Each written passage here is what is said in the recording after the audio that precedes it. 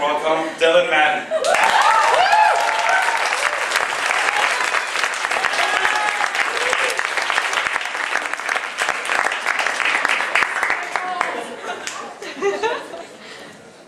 Oh boy.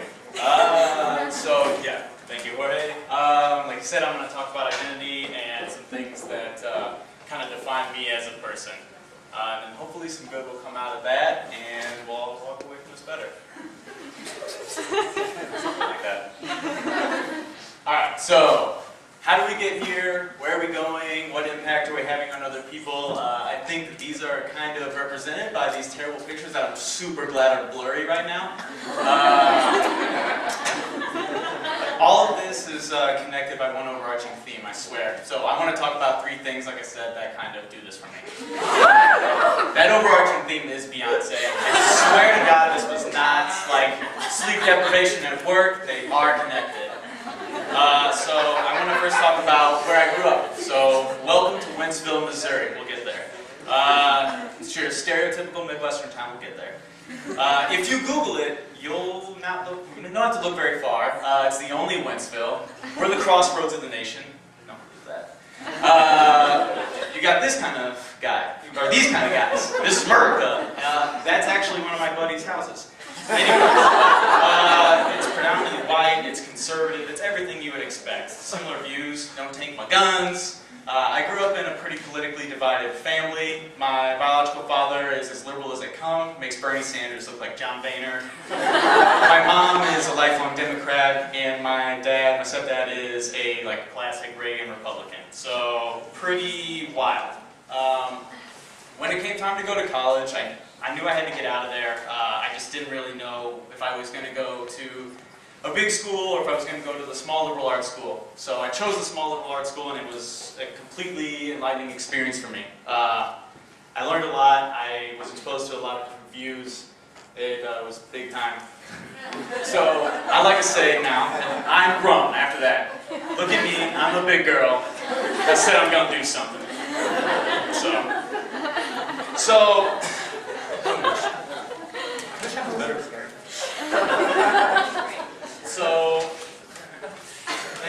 So now I'm going to introduce you to the wonderful female role models that I had throughout this whole process. My mom, my aunt, my grandma. I snapped that picture. I made her dinner that night. So I'm going to focus on my mom because she has had a huge impact on me and in my life. So my mom has worked extremely hard. When she graduated high school, she moved from Hannibal, Missouri, where that old white guy a couple slides back was from. She moved to Los Angeles. She met my father there, she had me, and she never got a college education. When she came back, she's worked extremely hard and excelled in her career, even though she had to raise me and my brother, which was a nightmare for her. She's given me some of my most cherished moments, and also didn't tell my dad when I snuck some of his beer when I was 14, so thank you, Mom. But as I've gotten older, I've also become increasingly aware of how difficult a workplace can be for her and other women, and the impact that society's had on her. My mom works in a male-dominated industry. I've personally heard the Trump locker room talk around her from her coworkers, and it's definitely not difficult to say that she would have gotten farther if she was a male, probably, or a lot easier. So when I think about who inspires me, I think about who runs the world, and it's girls. It's my mom.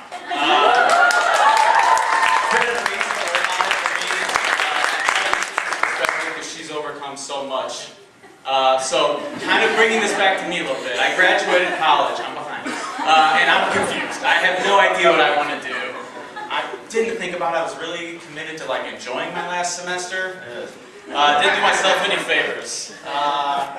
So I moved back to Missouri, and I worked for a bit, but it was back to the old way of thinking, back to the crossroads of the nation. There's not a lot of thought of the crossroads of the nation. I saw friends who literally never left home. I knew I wanted something else. I wasn't really sure, and so even though I always told myself that I would never work in logistics, it's what my mom did. She always got home late. It's what my dad did. He always got home late. I moved to Chicago and took a logistics job. Awful. it was great for a little while. Chicago keeps you busy. There's a lot of fun things to do, as I'm sure everybody knows. I was back to old friends, back to people that I kind of grew with in college, but that didn't really last too long. I felt stuck again. It felt similar to being back in Missouri. I felt like I was contributing to the problems that I cared about, climate change, etc. I'm an MSESP, so I looked for a way to get out again. So I came to Cheris. I'm here with you all now. I finally feel like I'm back on a path that I can be happy with, focusing on something that I'm passionate about, and back somewhere where I can hear incredible stories like we've heard tonight and that we're going to keep hearing tonight. It's amazing. So, through all of that, and using my mom as my role model and my aunts and my grandmas, bringing it back to Beyonce, yes. I feel like I'm a survivor and I'm not going to give up. So, to wrap this up, this goes really fast. My first kind of message, the thing that I've learned, tying kind of two of these things together, is that I just want to encourage everyone to always push yourself.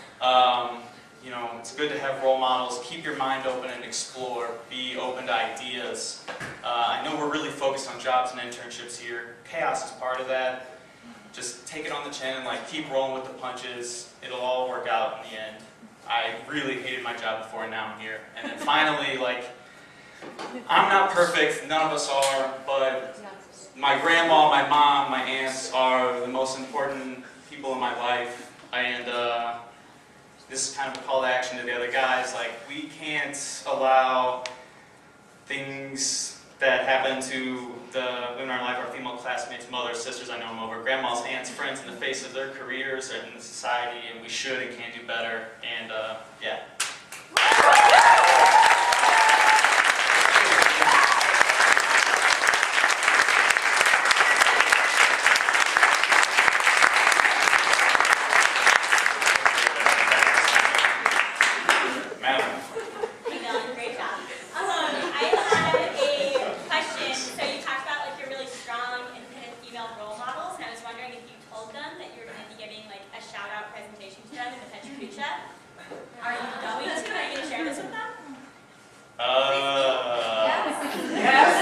Thanksgiving's coming up. Yeah, probably. I mean, I have a really open relationship with my mom, my grandma, my aunts. I tell them everything. There's nothing that I hold back from them, the good and the bad, unfortunately. So yeah, I won't talk to them about it. I probably won't show them the YouTube video though. What's your favorite Beyonce song?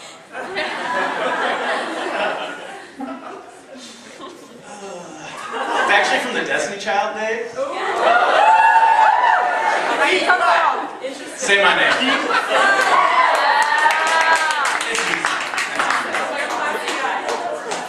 Danny? Yes. I mean, you grew up in both sides of the things that are dividing this country the most, I think, right now. So, how would you say that these two sides can communicate with each other? It's hard. It's really hard. Listening is the biggest part of that, and I know that's really cliche. And patience. Last Thanksgiving, this is pretty unrelated to, last Thanksgiving, my parents invited some family friend that I've never met before, but the guy literally sat down and pretty much questioned every last thing I could think of with climate change stuff. So pretty much the whole time my blood is boiling, and I'm just no, you're wrong. You're wrong. Patience, listening, really basic things you kind of are taught when you're a kid, but it also comes from both sides too. The person that you're trying to convince has to do it too, and if they're not going to do that, if they're not going to be open to it, at some point you have to cut your losses with them too. And luckily, at least my belief is that a lot of those viewpoints are dying out. So, good one. Yeah, so I don't know how relevant questions is, but on one slide I saw a picture of India, and I was curious what made you put it there. Okay, so even in practice I couldn't get to that. So my mom has had the opportunity through her work to travel, so she's been to India, Hong Kong, Australia, the Netherlands, and I really wish I could have got to that. Just for somebody who didn't go to college and has worked, like I said, in a male-dominated industry, she's worked incredibly hard and has had some amazing opportunities come of that. And so I'm just really proud of her. How much time? Tell me. One last question. Come on, man. David. Thank you, David. Sorry. I just need to ask this question. It's a two-part question. First of all, how much do you bench? Western Mac. And second, does listening to Beyonce help you get